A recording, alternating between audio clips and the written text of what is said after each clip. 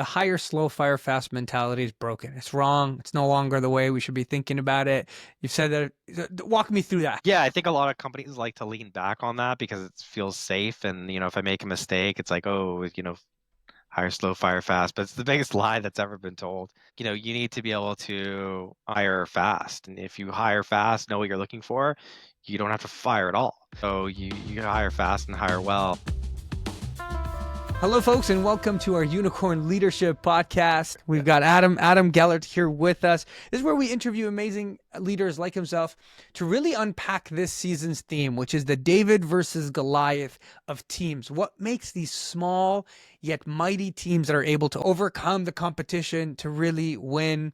This podcast is brought to you by Unicorn Labs. My name is Fahd Alhattab, the founder of Unicorn Labs and the host of this podcast. And today's guest is on a mission to reshape recruitment and to change the candidate experience. So Adam, you are the founder and CEO of Hypo and Linkus Group. Tell me a little bit about Hypo and Linkus Group just to get us started. Yeah, definitely. I mean, I've been in the recruitment space for over 2 decades. They're two of the couple of projects that I've started. Linkus Group is known within Canada as a start and be search firm where we help companies go from 1 to 250 people, really to fill niche, hard to fill roles in almost any sector. And so that's what we're known for. I started Hippo. We kind of just rebranded to Hypo for high potential. And that just came out of sort of like the side hustle idea. I read something from Gary Vee that said, if you don't take yourself out of business, somebody else will. So I said, screw it. I'm going to take myself out of business. So we created really a way for our clients who didn't want to kind of go through working with a recruiter and they wanted to do it themselves. Gives them a way to access our database with high potential pre-vetted talent in a very fast, cost-effective way with high quality results. I love that. That's quite bullish. Literally went and said, I'm going to cannibalize part of my own market, right? Hypo, sorry for calling it Hippo. Hypo, I actually knew this high potential because we talked about this, but yeah, Hypo literally is a competitor to Linkus. Now, maybe a subsect competitor, right? Because you're capturing a little bit different of the market, but that's so interesting. How did that feel at first when it felt like you're almost competing against yourself here? Yeah, look, some of my clients thought I was crazy, probably still to this day. Definitely a lot of people think, why would you do that? But look, I'm obsessed with changing the way the companies hire and the candidate experience, and I'm all about making hiring and recruiting better. So why wouldn't I create something that I think is very disruptive and will set the tone and set the trends for the industry? I want to be a part of that, and I've just kind of put my hands on a lot of things within the recruiting space. So to me, it was just quite obvious at the time that there was just no way to quickly match the right talent based on interests and passion and skills and experience with what companies were looking for in a very private, exclusive way. And so we said, let's do it. Yeah, that's awesome. Honestly, that's the better intro than I could have given you, Adam. That was good. I mean, in this episode, we really want to unpack that. I mentioned that whole David versus Goliath, what makes these small, powerful teams. And I think, as you've mentioned, it's talent. It's the team. It's, did you get the right people on the right seats in the bus? Did you get the best people? And that's sort of what we want to explore in this episode. Maybe the hiring process, but maybe challenging, you challenge the hire slow, fire fast mentality and how that falls short. So we're going to unpack that. Stuff that CEOs and founders can learn about what it looks like to build their executive teams, to build their leadership teams, how they hire for those, how they recruit for those. Those are the different pieces that we're going to want to unpack during this episode, and we're going to have a lot of fun with it. But Adam, you weren't always this brilliant entrepreneur building these companies. Give me a little backstory. Where are you from? Where'd you get started? What was the first gig, first entrepreneurial journey, or first job out of university? Give me a little background. Who is Adam? Yeah, definitely. I mean, I'm first generation Canadian. I grew up in Midtown Toronto, Canada, and always just had to kind of make my own way. I've been working since I was 13 years old. Just multiple What was the jobs. first job? What was the first 13-year-old job? Well, there's a lot of babysitting and selling cards and stuff like that. But the real actual job was Before I was even legally eligible to work. I was paid cash under the table at a record store, Midtown Toronto. It was called Edwards Record World. I worked for a company called the Food Dudes for a while, a great catering company in Toronto, and yeah, just kind of fell into recruiting. Honestly, didn't know what I wanted to do after my dream of becoming a veterinarian fell through, and Well, that was I didn't know that. Did you go to school for it? I mean, it just took me through from birth to high to through high school. I worked at a Yeah, veterinarian clinic for 7 years, several of that's them. awesome. Um, and now we were getting to actually recruit for some vets too, which is awesome, full circle. But um, yeah, just working in the vet clinic, just realizing that something more business, creative related was more up my alley, and just kind of different stamp on the world. I really believe you've got to find your superpower, and I just opened up a bunch of doors to find that. So yeah, that's when I started.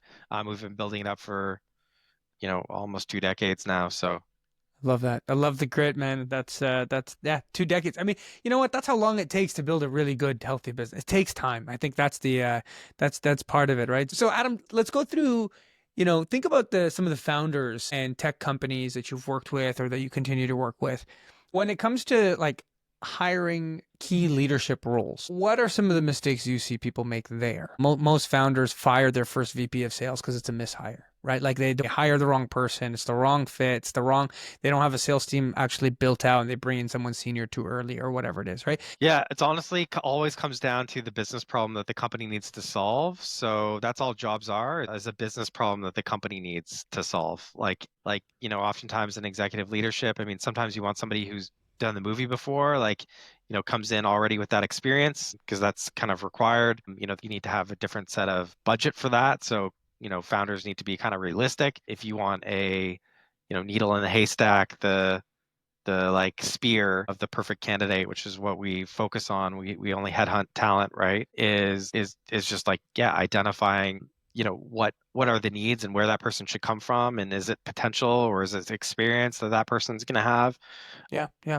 Now you said in this kind of tech space that we're working in, the hire slow, fire fast mentality is broken. It's wrong. It's no longer the way we should be thinking about it.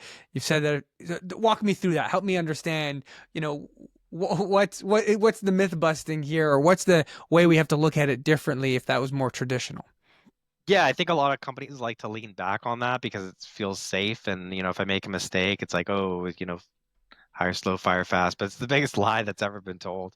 Um, you need to be able to hire fast, and you need to be able to, and if you hire fast, know what you're looking for, you don't have to fire at all. So you hire fast and hire well. I mean, a lot of companies just take too much time because they feel like they'll, maybe land on that perfect unicorn, or they didn't start early enough. I mean, 9 out of 10 calls I get is I need to hire someone as of yesterday. Yeah. So it's But just but they poor are planning. looking for this unicorn, right? They are looking for this top talent. You're often told hire people better than you. And so you're sort of looking for this Venn diagram of skills. What's your thoughts on that? Like are people, are they overcoupling job descriptions? Are they looking for too much of the, a Venn diagram of 4 or 5 different competencies that don't typically come together, so it makes it difficult? They are afraid of making a mistake, but they also have this really high, maybe High bar. standard is the wrong high bar, but also this sort of I want them to be able to do this and that, right? Like they need to be able to do sales and marketing, and they want them to be a designer and a product person, or I want them to be a front end, full stack engineers that are the best, right? They've got a lot of coupled needs. Yeah, yeah, definitely. I mean, I think there's some truth to that, and then there's just like a lot of fluff, in my opinion. I mean, you don't always need to hire someone that can do everything and be better than you. I mean, they need to maybe be better in certain ways, but nobody's going to essentially be able to replicate the founder. You have to really understand that, like, if you could do X amount of sales, like the person you're bringing in can probably do 50% of those sales, maybe 70%. I mean, you just need to be really realistic. And a lot of the top advisors, like Jason Lemkin, like they all say this isn't, just coming from me. Even Harley from Shopify says that like you need to get pointy people that can, solve a really critical critiqued problem. These like Jack and Jill of all trades, it's not like, um, wouldn't be great to have if the company is just still trying to figure out product market fit, or we don't know what tomorrow is going to look like. Those are the people that kind of built like the PayPal mafia, right? Like, sure. I mean, I always tell my clients, like, look, we're always looking for that unicorn. Unicorns are possible. It's just like knowing the market, what's realistic, having like a really good, whether it's, whatever recruiter you use, um, just having somebody who like knows what they're doing, what's available in market and how to attract those people. But yeah, I mean, we go after the unicorn, but if that's Yeah. not possible and what's needed, I mean, it's like I love the unicorn name because we're talking about unicorn labs here. It's a plug. It's a plug. Yeah, exactly. I mean, yeah, I look at it like a dart, like hiring like a dartboard. So there's this bullseye of exactly what you're looking for when you need to hire. But essentially, if you make a mistake in terms of like who that person is, that's when your cards start to fall. And then if you can't find that within your budget, you start kind of like moving out what's available. So Yeah. Yeah. But you just hit the nail on the head. Like, I think a lot of founders are afraid of making the mistake of the wrong hire because the wrong hire in a small team is feels catastrophic, right? It feels very painful. You feel it. The wrong hire in a 300-person team, different than in a 30-person team, especially if it's in a leadership role, the damage that can happen. So, that's always a risk, which is why people do the whole hire slow thing. But I hear what you're saying. So I guess the fix here, when you say I always look for top talent, I'm only talking to the top 10% talent. How do you do that? How are you only talking to the top percent of the talent? What's that? What I guess markers are you looking for? What indicators are you looking for? Or how do you sift through some of it? And then how do you qualify some of it? Maybe that's getting more into the interviewing pieces. So first, like, how do you sift through it? How do you talk to the top talent? yeah, definitely. So yeah, I'll just touch on there like hiring slow isn't an advantage, right? It's just like you need to hire slow if you don't know what you're doing. Yeah. But to get to the top 10%, I mean, look, like startups can't hire the top 1% No, because can't afford them. and they can't afford them and they're at the unicorn companies, right? They can't afford to hire below the top 10% because those people just won't have the grit and understanding. So you need to kind Mm, of fit between that top 1 and top 10% of talent typically, like that. which startups can do because there's a lot of other advantages than just monetary gains, right? And you need to find the people that are kind of like aligned to be an environment that can be, maybe unknown, you know, building a plane while you're flying it. And so, how do we get that top 10% of talent? I mean, there's a number of ways you could do that pretty easily.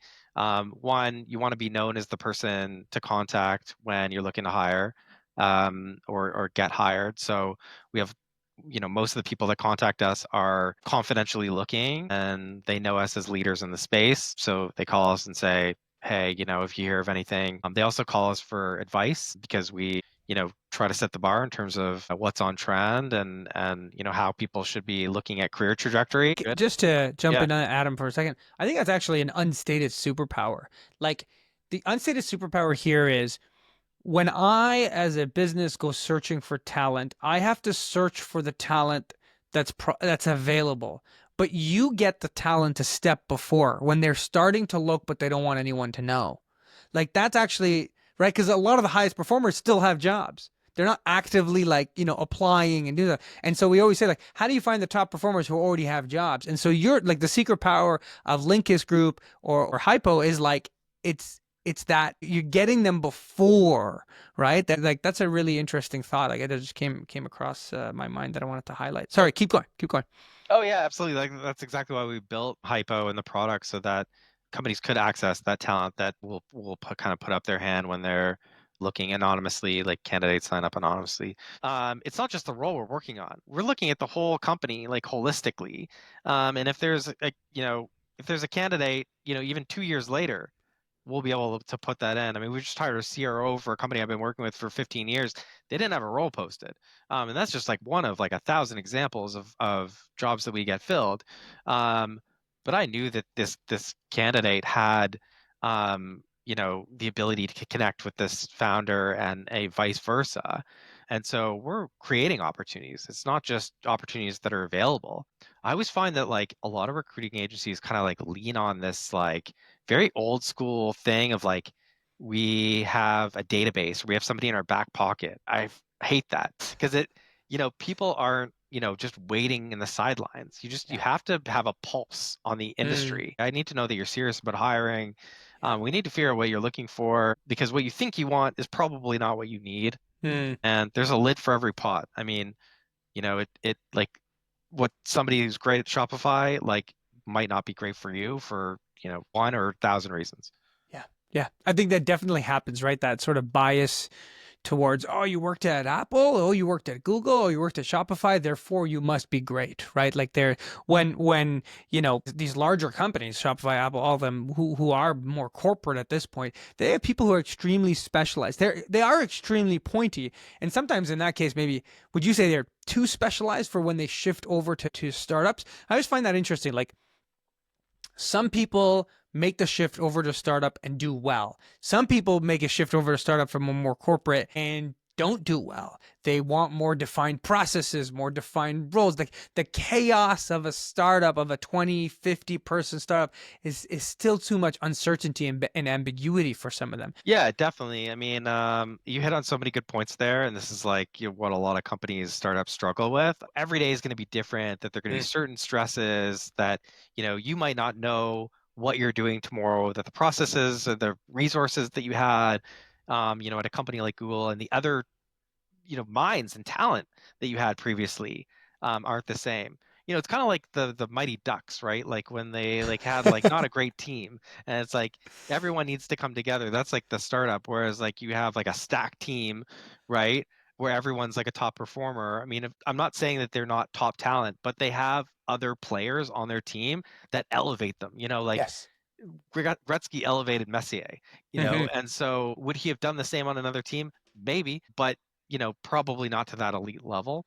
Yeah. I actually really like that example, like the Mighty Ducks versus like the New York Yankees, who like literally purchase the best talent and just put them in different environments, right? We got to be the Mighty Ducks. We got to be the team that comes together that actually make each other better. That through the work together to make each other better. I really like that. One of the things that's standing out to me, Adam, is like just how much rigor goes into the process of finding and bringing on this talent, right? I think a lot of people go, "Oh, I gotta find someone." And what you're saying here is like, "Wait, I gotta start with a business problem. I gotta search. You gotta be on the pulse." There's just so much to do, which is why there's value in Hypo and in Linkus Group. It's because most startup founders underestimate, myself included, underestimate just how much work goes into finding that top 10% and getting the right person.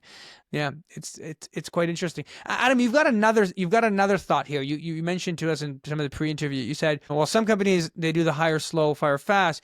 Some companies overhire. And where are you seeing that? Where people are overhiring maybe mediocre talent and that's sort of what creates this bloatness? Or what are you seeing there? Yeah, I mean, recruiting, you said so much great stuff there. I mean, recruiting is all about finding the best person for the job, so high quality in the fastest way possible for the lowest cost. And if you Hmm. could do that on your own and you've got that covered, then you don't need recruiting help, right? If you don't have like, hiring is expensive, so there is a ton that goes into it. LinkedIn is not cheap. Like all these tools, things are not cheap. Having, a lot of experience is not cheap. So like if you don't have the budget, then yeah, you might have to hire slow, fire fast. Like I love that you said that.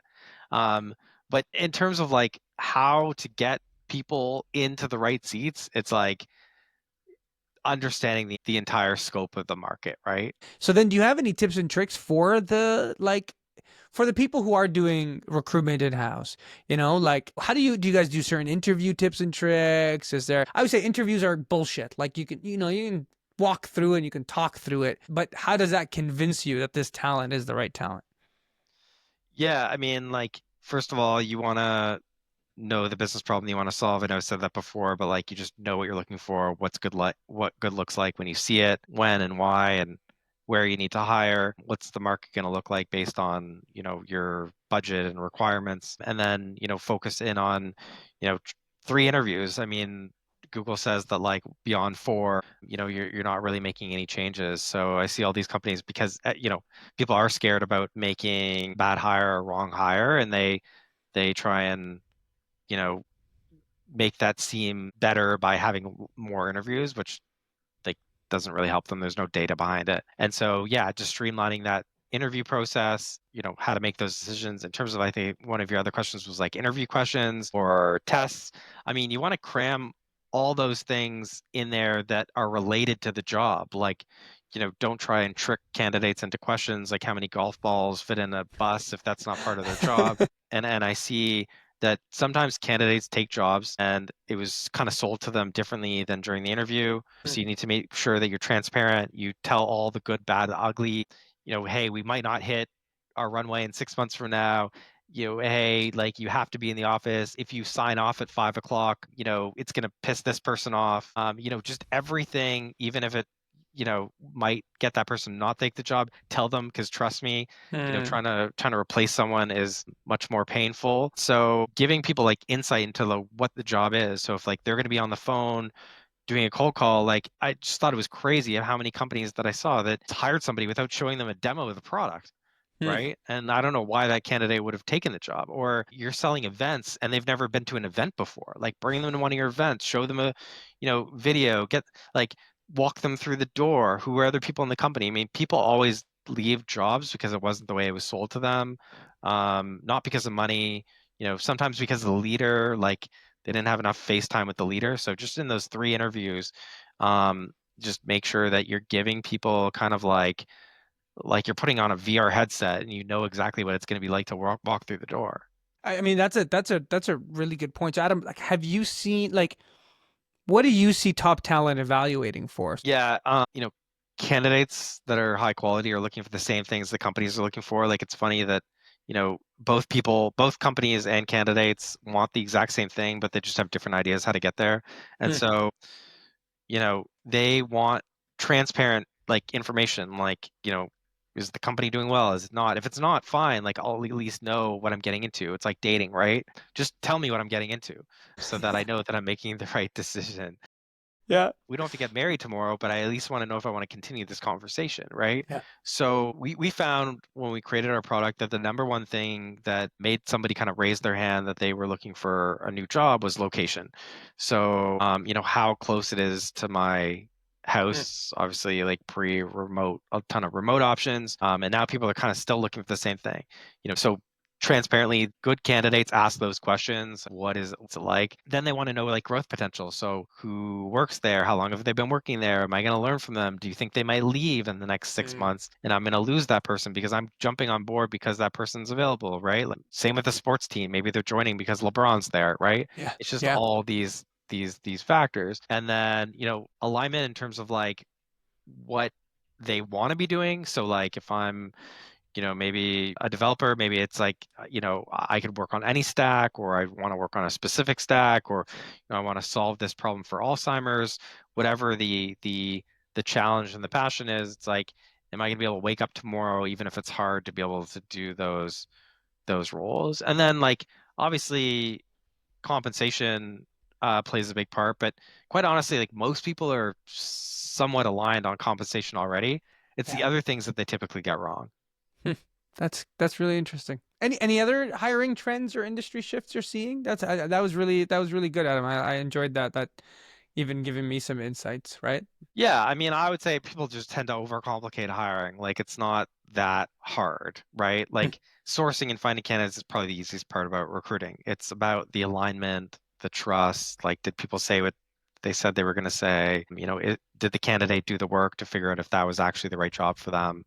Had they gone on enough dates? Like, to figure it out, right? So, in terms of like hiring trends right now, I mean, the hiring space has changed so much since I got into it. It's just like technology, a bit of AI, people faking applications, fast apply, doing two jobs at the same time, Yeah. lying about what they can do, companies overselling something. There's just like so much has changed. That's just like the tip of the iceberg. What I find is that the separation between top talent and not so great talent has expanded. Um, it's just harder to find really good talent for what companies are looking for right now. And I guess this goes back to your other point of like, and what I like to talk about is like stop hiring too many people. It's kind of counterintuitive to what a recruiter would say, but I don't need you to hire 10 people when you only need, eight or one. Um, and you need to identify like what do you actually need, like what's going to be great for the business. And not always is like adding some person going to magically change the business, right? And I think that that's sometimes what people think. Like, remove all your bias and just come to the table, and have a candid conversation about how you want to start dating. Like, that should be it. I think it's interesting because yeah, I reflect on this and you go like, you end up on LinkedIn and every second LinkedIn influencer is saying like the only way to get money is to, not be loyal to the company but jump, hop like and I think it's literally become as you mentioned, it's a trend to like company hop because they think that if I move laterally, it's the only way I'm going to get a raise. But the grass isn't always greener on the other side. The grass is greener where you water it, right? Like, have you actually, within your own company, asked for a raise, asked for growth, had those discussions, looked at those pieces? I really like that. But I like that the first point there, which is even now you mentioned it, we see this so often with the startups we work with. They get, venture capital funding and then, okay, I've got all this investment. So now I got to grow, grow, grow. I got to hire all these roles. And they hire far too quickly, trying to hit numbers on employee count versus solve a specific problem, which is what you're getting at, right? Versus actually solve a problem with each candidate. And often my biggest advice to people is in those cases like hire one at a time. Don't hire 10, hire one, get them in, see how it's going. Hire the second one, then hire the third one. Like, let's just build this iteratively because imagine being on the Mighty Ducks and getting 10 new players. What you're going to lose your team mojo. You're going to lose the teamwork. You're going to lose the culture, right? Like all of those pieces. But if you add one at a time, you still have the density of the team that was there before that can help grow, help teach, help really mitigate those pieces. Yeah, I will just jump in for a second. I think hiring in twos is really great. And twos. Depends on the role. I mean, yeah, sometimes you don't need two people for one role. Like, obviously you're not going to hire two, CROs, right? Like, Yeah. so there definitely, but I just want to, talk about how two is really good because both people can, it's kind of like taking a pair to swim, right? If somebody's drowning, you can help them out. It's going to challenge that. People like thrive on challenge too. Like if somebody's doing really well in sales, they're going to, try and beat that person. If that person, unfortunately something happens to them, you still have that other person with that like knowledge. So if you can afford it, I always recommend to hire in twos, and then I don't recommend hiring like teams, probably above like seven. And so yeah, I think that everyone has been just like throwing money at a problem, and in some cases, like you just don't want to necessarily let that money sit and stale and do nothing, but it needs to be very methodical. I mean, you talk about like time heals all wounds, right? Like just like you said, just see what happens, right? Like be very methodical, hire the right people, hire quality. And if that means you need to change your requirements to hire higher quality or change your salary, maybe hire somebody for 100K instead of two people at 90K, less management headache, less drama, less issues. Like there's Yeah. just all these things that, come with hiring a team. And if you're not set up for it, if you just go speed, um, then it'll be like one of the things is FreshBooks in Canada, for people that know FreshBooks. This is a wonderful, beautiful product. I love the product so much. Um, but they came to the point where they got over like kind of like 100 and they kind of like lost their culture and mojo because they were just growing so fast. And they made a couple of changes. I don't know if that was like I don't want to spread any rumors. That was the total problem of where the company went, but they had an amazing talent on that team. Amazing product. I think believe it still exists, but I think they could have crushed QuickBooks if they had just methodically more thought about like I think and I know a lot of people on the HR team, brilliant people, um, doing all the right things, but I think it's just like a little bit of, I think we should do this, or I think we should do this, and that kind of things. That's good to share. I got one more kind of grouping of questions here for you, Adam. A little bit around the founders and yourself kind of personally here too. Like, so founder burnout is very real, right? When we talk a lot of to a lot of founders, a lot of startup founders, they're hustling, they're working hard, they're up early, they're staying up late, they're working, and oftentimes it has a lot to do with the fact that they haven't built the right sort of leadership around them. They scaled the talent around them. And you and I met at the dinner where we were talking about scaling leadership talent. This was kind of part of it. But as a founder's trying to scale and trying to grow, they come to a lot of burnout issues, also mindset issues around how to approach scaling from a talent perspective. So first, personally, like you're running multiple businesses, you've had to grow your team, you had to give up, give away control to certain people on the team so that they could grow without you and so that you're not the bottleneck. How have you maybe avoided burnout? How have you thought about scaling your talent in your team? Give me just some personal thoughts on it.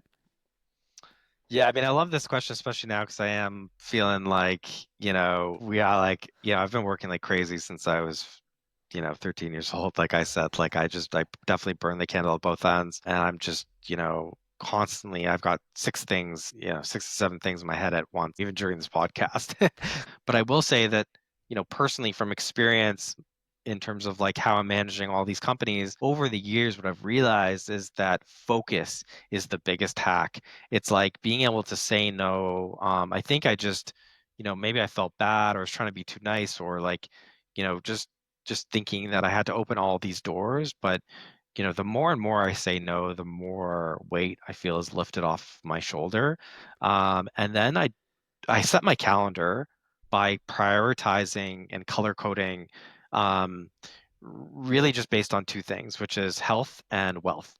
Mm, Health is like anything like family related, hitting the Peloton or, I have a boxing coach. Like that was the best thing that I ever did was get a boxing coach that's to awesome. pay somebody to make sure that I, And uh, show up.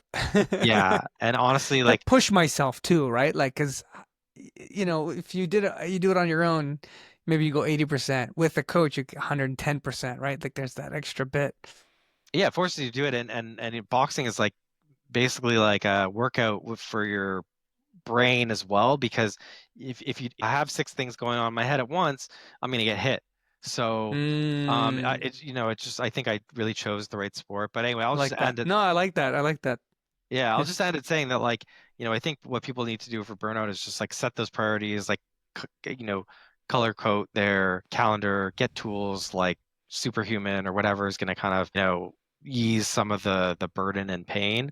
Um, and make sure you're doing something that you like. I mean, yeah, I wouldn't have made it this far if I wasn't super passionate about breaking down doors in this space. that's fantastic. Well, Adam. I'm glad you put us on your priority list and you made time for us on this podcast. This has been a really fun conversation. Before we wrap it up, Adam, any final hot takes? Any final thoughts for some of our founders who are listening to this? For some of the VPs of talent that listen to this? Any kind of last thoughts that you'd want to share? Anything that you've been chewing on? Yeah, I would say that don't be afraid to make mistakes. I mean, like, hiring isn't perfect. Like, you have to, do put yourself out there and take those risks. But I would definitely find somebody that's in your corner that all they do is think about recruiting, whether that's in-house or otherwise. I'm always happy to be a sounding board. I love talking about this stuff, traction, talent, retention.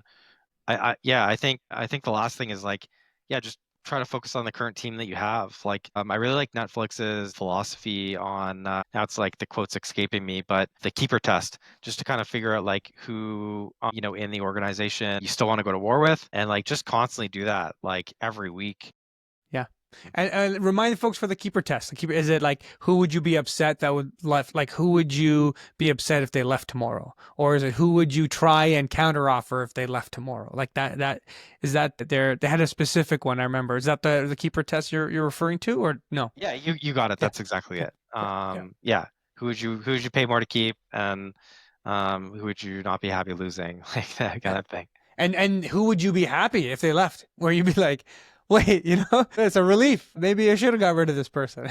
Yeah, attrition isn't always bad. Like, look, like there's certain people that can take you from A to B or 0 to 1, and there's certain people that have to take you to the next step. I know some companies really struggle with like, oh, I like started the company with this person, or we did that. But honestly, attrition can be a good thing, and it's a restart, refresh. Sports teams do it all the time. There are a lot of Yeah. correlations between sporting and building a team, and dating and building a team. Like, there's just a lot of correlations that like Yeah. rally back. Yeah. Yeah. No, I really like that. I think that's key for us to sort of like, we've talked about this before, where it's like, is the turnover in a startup a bug or a feature? And the reality is that it's a feature. Like startups need natural turnover because if they don't turn over, they don't update their talent, right? And who you needed at the start, the sort of generalists that are just hacking away at things aren't the pointy people you need as you start to grow and as you scale, right? The leaders that got you here are not the ones that get you there, but we've given out all our VP titles and all our C-suite titles already because we wanted everyone to feel good. That's the right. That's the other piece of it, and the other challenge there. Adam, this was wonderful. This was awesome. Adam, where can people find you online, on LinkedIn? Where's the best place to find you, to connect with you, to learn more about your companies and all the amazing work you do for recruitment? Yeah, you can go to recruiteradam.com. That's where you find like all of my portfolio and links to all my site on LinkedIn.